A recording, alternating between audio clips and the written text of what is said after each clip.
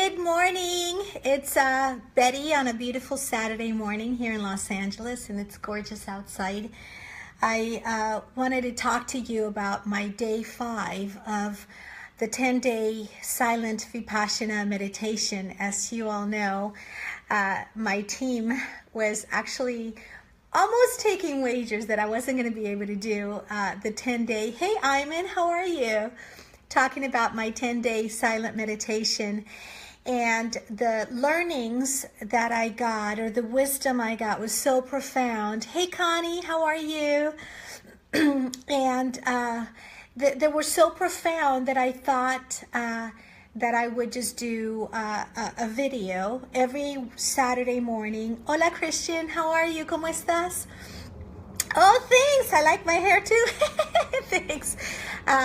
They were so profound that I decided I was going to do one live video every Saturday morning to talk to you about what I learned in each of the days, because they were so profound. So just to recap, it was a 10-day silent meditation where we spent the first 3 days pretty much preparing for what was to be actual Vipassana. So I'll just give you a very high-level overview. And if you want to know what it was like, I did a high-level overview video the weekend after I came back from it.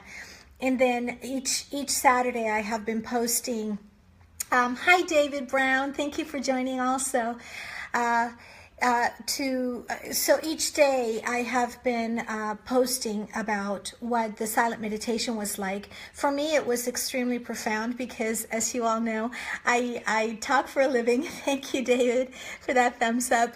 And really going inside was a real challenge for me because I'm always thinking on the outside. And I think those of us who are always thinking and having a lot in our life, we tend to do that. We tend to just think. And so our thoughts may come in the way of us being able to be really focused.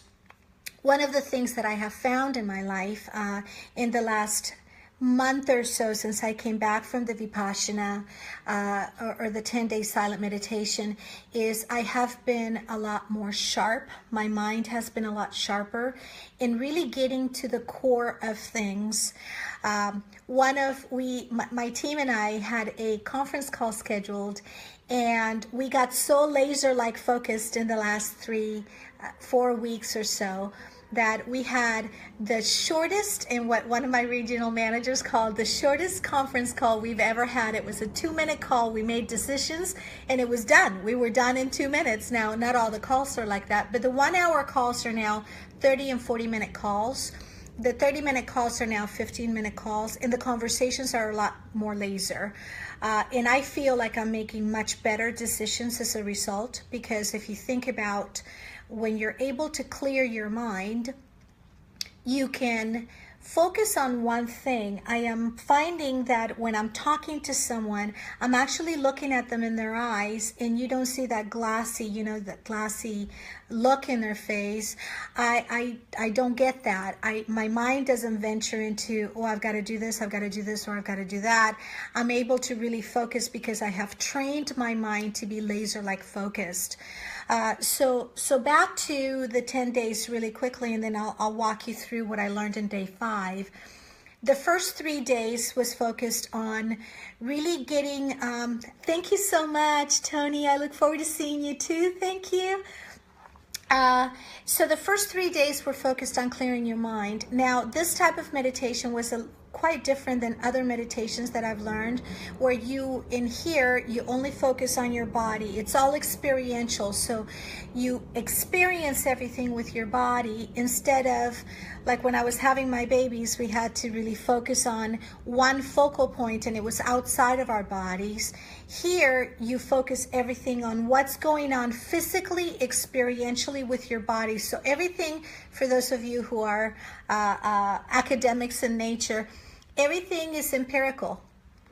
There is nothing that can be discussed because you feel it in your body physically.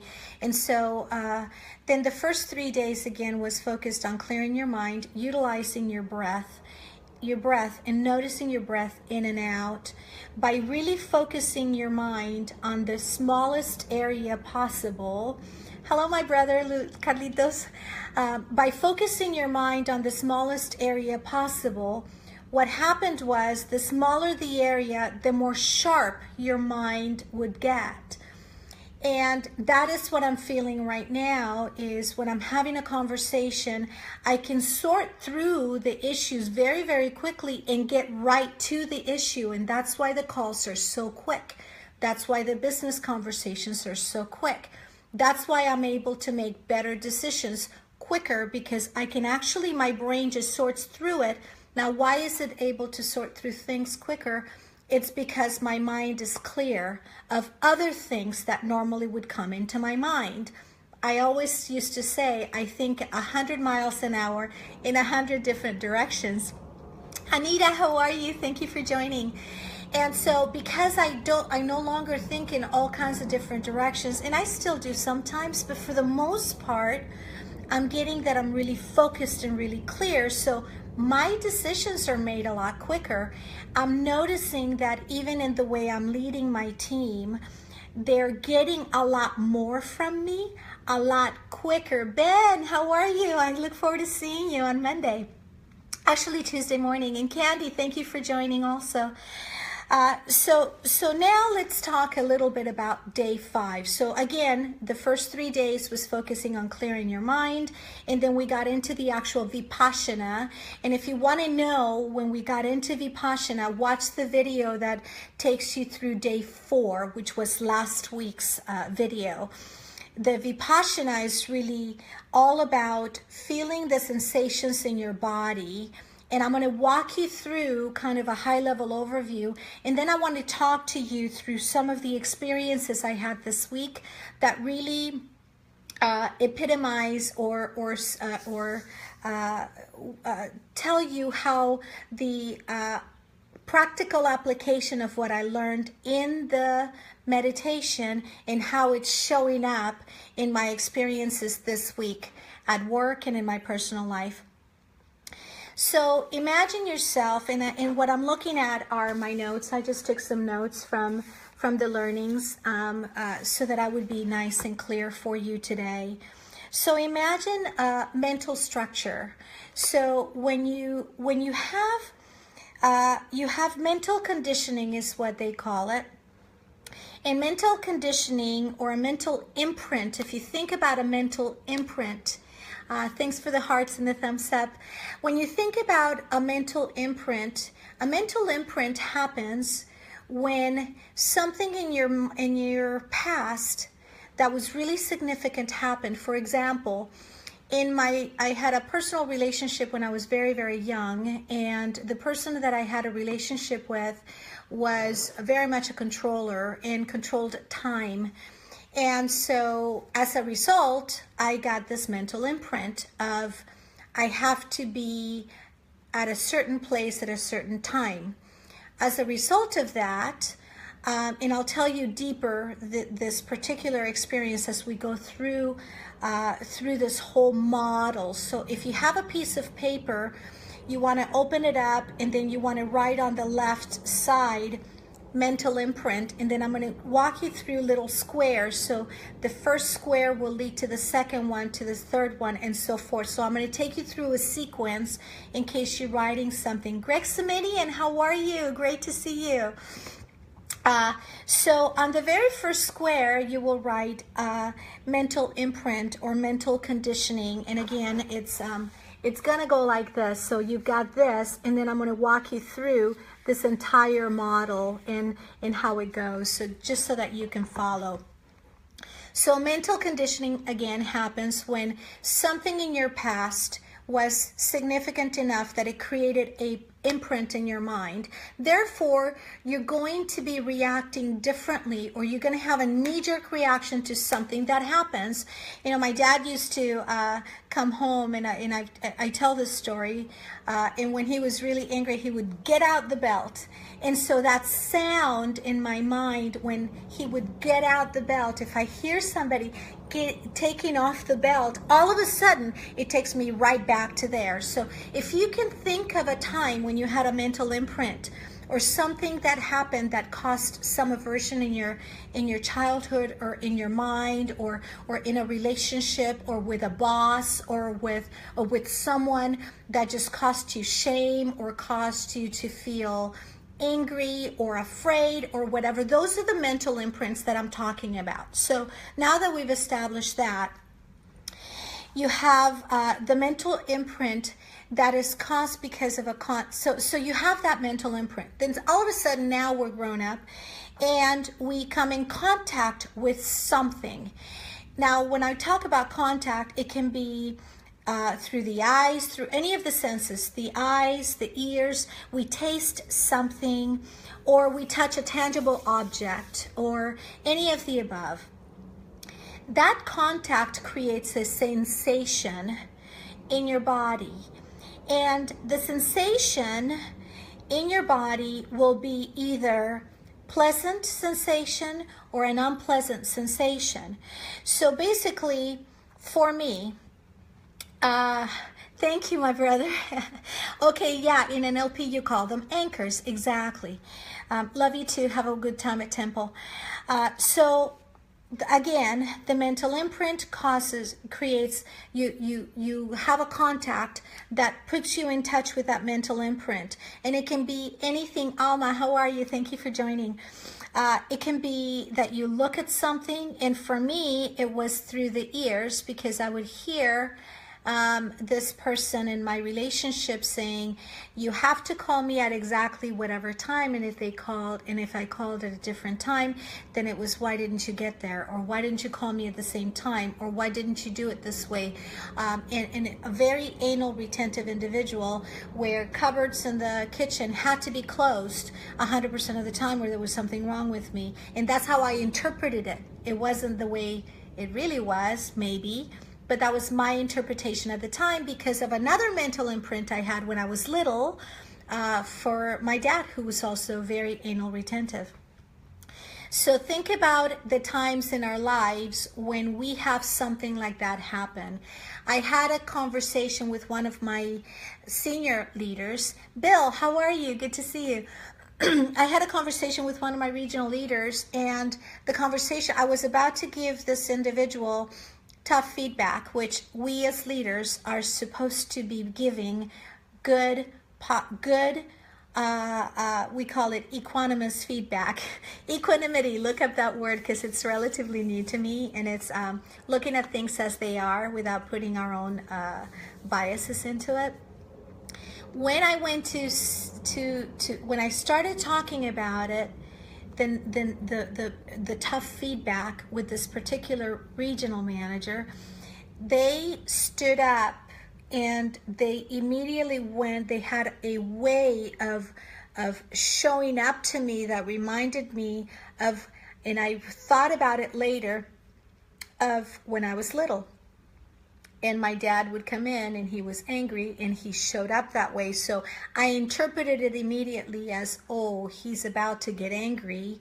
And then I got defensive. Now notice, he didn't say anything at that moment, and it was all in my head, and it was all due to that mental imprint that I had. Thank you, Ben. Thank you so much. I'll see you on Tuesday. And so imagine if I didn't have, excuse me, that mental imprint, or if I hadn't have interpreted it that way, then maybe the conversation would have gone smoother. As it was, I immediately caught myself thinking, wait a minute, what is this about? I am interpreting what he's being, his way of being, based on something else. Why don't I look at him equanimously?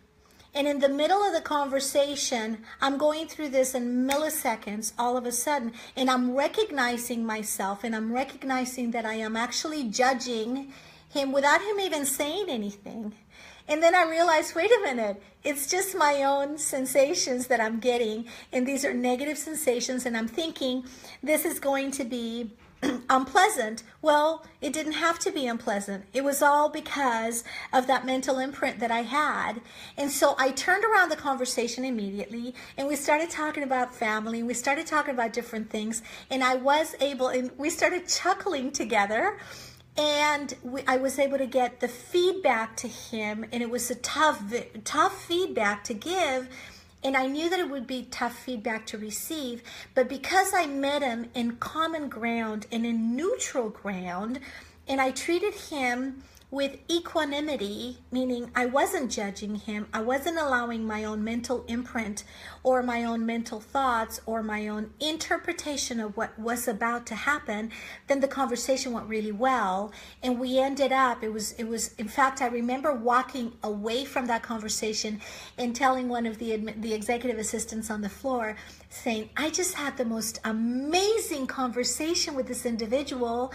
And I've had other conversations with him in the past, but never, ever have I felt so good about having a tough conversation with someone, especially with this individual. And it just went really smooth, and we were able to talk about it later. So let me go back to the actual model. So we have that mental imprint. And then we come in contact. Again, in this situation, it was my eyes. I was looking at him and seeing his persona continue to move a little bit differently. Hey, Jessica, thank you for joining. And what I saw was, then all of a sudden, my mental imprint from the past started working. But then because I have been able to, in meditation, I've been able to really observe my own sensations in my body. And if you want to understand what I'm talking about, if you just joined, go back and take a look at day 4, which is last Saturday's post, because I went pretty deep into what I'm talking about right now. But you'll get a lot out of this nonetheless.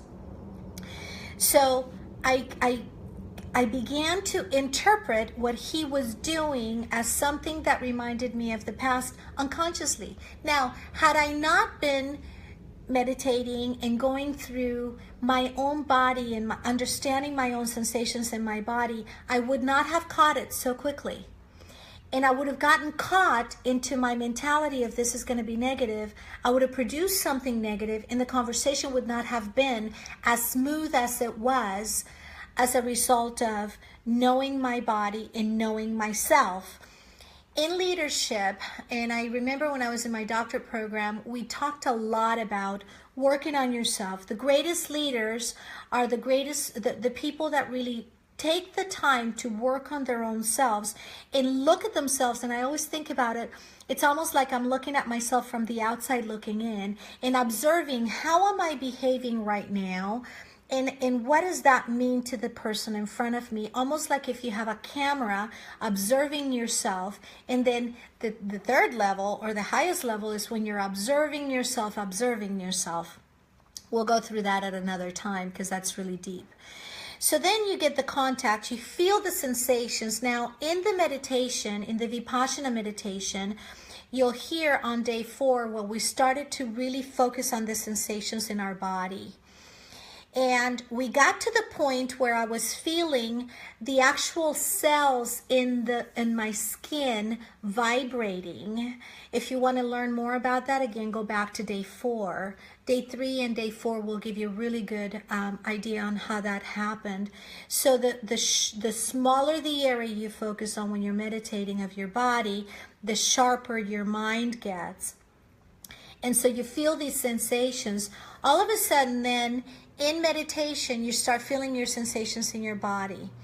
You can feel either the negative sensations or the positive sensations. If it's a pleasant sensation, say you start feeling these little crawly things in your body, almost like whatever sensation it is. If it's a positive one, then you may develop craving for it. I really want to have this because this is going to give me my immediate satisfaction. And almost like a child, right? I like the candy. I want candy now. And the child isn't going to think about, I'm going to get heavy, or this is going to be too much, or I'm going to get a headache, or whatever. The child just wants, or the child in us wants the immediate satisfaction now. There's no reasoning behind it. We just want it right now. And then we get clinging about it, right? And then we get to the point where we will get devastated if we don't want it. And that is the point where we don't want to get. And that's the point on the positive or the pleasant sensations where we don't want to get to. For example, as in our business, we want to get a promotion and we say, well, I want to get this promotion because I wanted that corner office. And so we get to the corner office and we're comfortable in the corner office, but that isn't good enough. We now want to be on the executive floor. And then because we now have the money, we want to get a Porsche. And we get the Porsche, and then, but that's not good enough. We want something bigger. We want a Ferrari, and then we want an airplane, and then we want a helicopter, and then what? If we don't get it, it's never good enough. And if we don't get whatever it is that we want, then we're gonna not feel good about ourselves, or we're going to be devastated. Or if we don't get to be with this one individual, or get that corner office, or get whatever it is, then instead of being happy with where we are and appreciating where we are and looking at things the way they really are, rather than trying to get the happiness because we're buying something, that's not going to give us the happiness. The happiness is going to happen when we are okay with where we are and we're comfortable and we're appreciative of where we are today. Now let's go back to the sensations again. So you have pleasant sensations, or you have unpleasant sensations. In meditation, the hey Martha, how are you? San Francisco, yay, it's beautiful out there. So the unpleasant sensations inside of the meditation was, for me, it was pain. And if you may recall in my previous posts, when I started feeling the pain, I remember feeling the first time feeling the pain, and I think I talked about this on day 2. So if you want to go back to day 2 recording, you can see it. And it was really interesting because as soon as I felt like I'm going to have pain, this pain is going to be horrible and it's going to be terrible. And all of a sudden, at the end of that particular meditation, and it was a huge aha.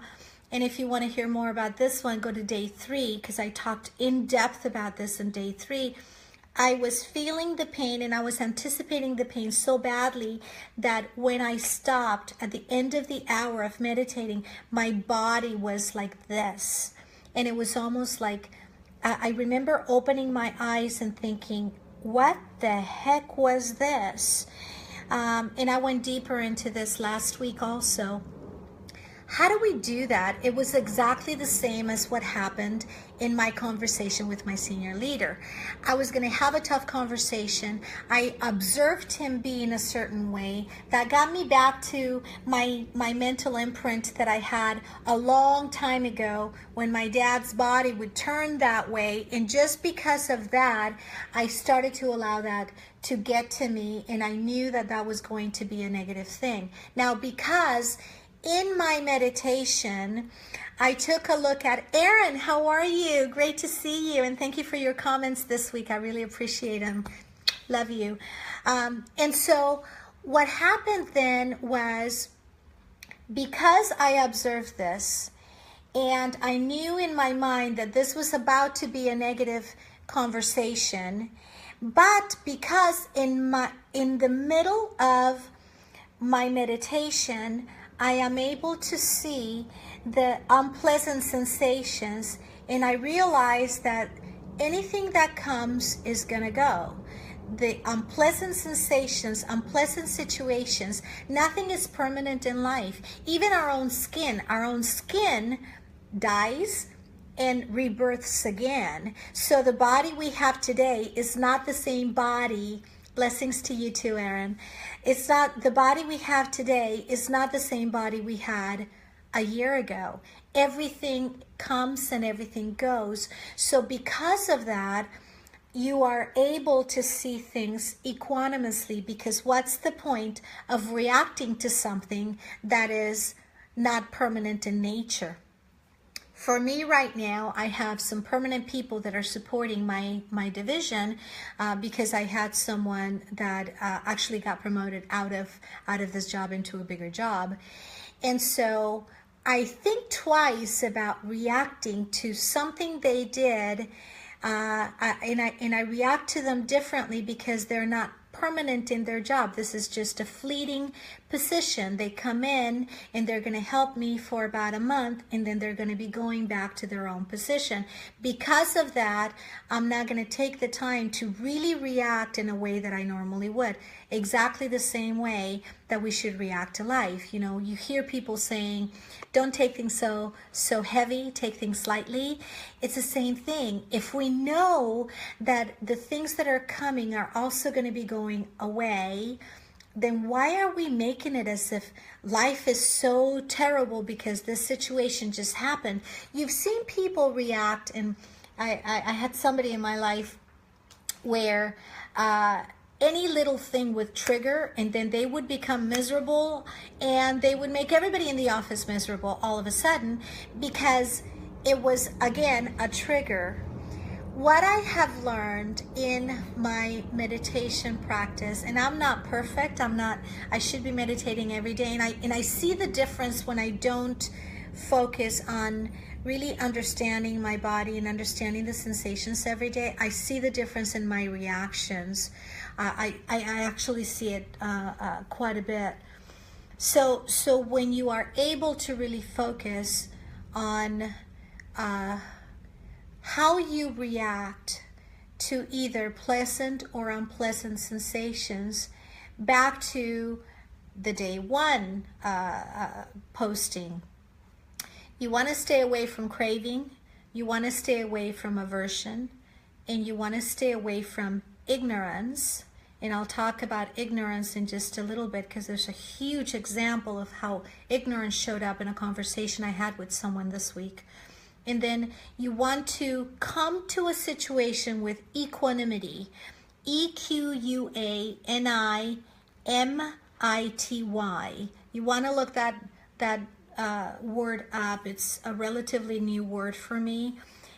Looking at things equanimously is looking at things as they are, and not as you wish them to be, or as you hope them to be, or as you've interpreted them to be, again, because of your mental imprint.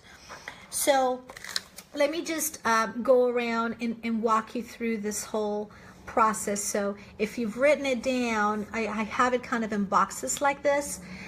So if you've written it down, your first box would be your mental imprint and something that happened in the past that creates a mental imprint in your mind. And then that mental imprint, when you come in contact with a situation, and the contact would be your next box. And under that I would write eyes, ears, taste, or a tangible object. So coming in contact with a situation causes you to have sensations, which is your next box. So the sensations, and as I was meditating, or as I meditate, I feel the sensations in my body, and I'm able to really identify which sensations are positive, which sensations are negative, and I'm able to look at those sensations equanimously without having any judgment on them, or any anticipation of, oh my gosh, this is going to be negative. No, I just observe it. I know that something that comes is going to go. And then sensations break into two, right? Pleasant sensations or unpleasant sensations. The pleasant sensations are going to cause you some craving, and we talked about that in kind of the trajectory of a career. If you really like something, you really want it more, and then the more you want it, and if you don't get it, then you're going to be miserable, or you're going to just be devastated. And then the unpleasant sensations, again, sensations break into two, pleasant and unpleasant. The unpleasant sensations are going to cause you to want to get rid of it without even thinking about the objective nature of this pleasant sensation. Maybe you've interpreted it as being unpleasant, and it really isn't unpleasant, but because of your mental imprint from the past, you've interpreted that to be so unpleasant. Juan, ¿cómo estás? I love Juancho. How are you? And so that sensation you've interpreted as being unpleasant because of that imprint that you had in your past. And we're just kind of reviewing the model that I just went through, Juan, so that you can follow, maybe if you started at the beginning. And we're just about done. We just have about 1 more minute left. And so then that unpleasant sensation causes you what we call aversion. You're going to avert it. You're going to say, I don't want that person in my life. I don't want that behavior in my life. I don't want to go to that place because it reminds me of fill in the blanks. So what you're doing is you are acting with ignorance. Why are you acting with ignorance? Because you don't really know. You're interpreting things based on the past, not based on looking at them equanimously, not based on looking at these situations without putting any judgment on it. And so this is where you now are causing either pain to somebody else or causing the whole office to be miserable because you don't want to do this and you don't really understand why. You're just staying away from it. I had a conversation with someone where we were bringing up a solution to something and the individual was very closed.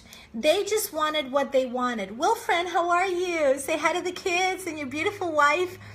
And so because they wanted, what they knew, and I always think of a preaching that I heard at Saddleback a long time ago, where, you know, a child says, I want a Schwinn, and this is the bicycle I want, this is the bicycle I want. And the parent says, wait a minute, if we save a little money, we can get you a much better bicycle. But the child says, no, this is the one I want. Well, the child goes and, you know, starts jumping in the, you know how children are. They start jumping and they jump, and when the bicycle lands, the bicycle breaks. And they start crying, I don't want this bicycle, I don't want this bicycle. Well, guess what? The parent knew because they could have saved the money and gotten them a better bike, but because they gave in and the child wanted that bike right now, without really thinking about it. And that's what we do. That's exactly what we do. We say, we're going to have this reaction. We don't look at things equanimously. We don't take the time to really think things through. We want it now. The times in my life where I have rushed in things, where I've wanted things right now, that's when I've made the biggest mistakes. The best decisions I have made in my life have been when I've really slowed down, paid attention, and looked at things equanimously, without, just as they are, and not put my own bias into the situation. Decisions that we make at the bank, we take a look at, okay, what is the value system we're going to make a decision with? Let's take a look at the facts and let's make this decision with that value system. If the value system is the customer is at the center of the customer and the employee are at the center of the decision, we want to make sure that they're okay. We want them to feel valued, respected, trusted. And those are the values that we want to make the decision with. And then we go into the decision. That's when we make better quality decisions. Likewise, this individual really wanted exactly what she wanted, but they did not want to pay attention to objectively looking at it, and I call it, look at it from a 30,000 foot level, look at it strategically. Let's take a look at how we're making this decision and what are the contingencies and what are the ramifications of this decision being made, because we're like a pebble in the pond, right? We make decisions and other people get affected. So really thinking back and taking a step back. So that's what I have gotten this week from the Vipassana meditation. It's been wonderful. And the reason I'm sharing these is because I just feel that the learnings and the wisdom is so very profound. I wanted to share it freely with you.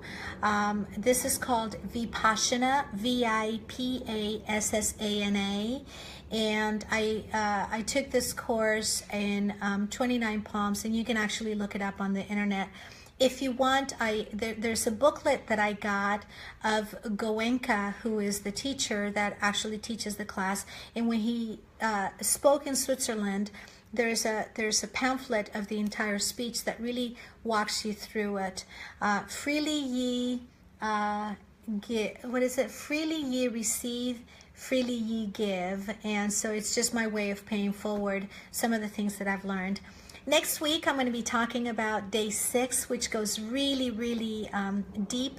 So take a look at day 6, which we're now winding into getting closer to day 10. But some of the learnings from day 6 are also very, very deep. So I will see you next week at 8 in the morning. Bye, everybody.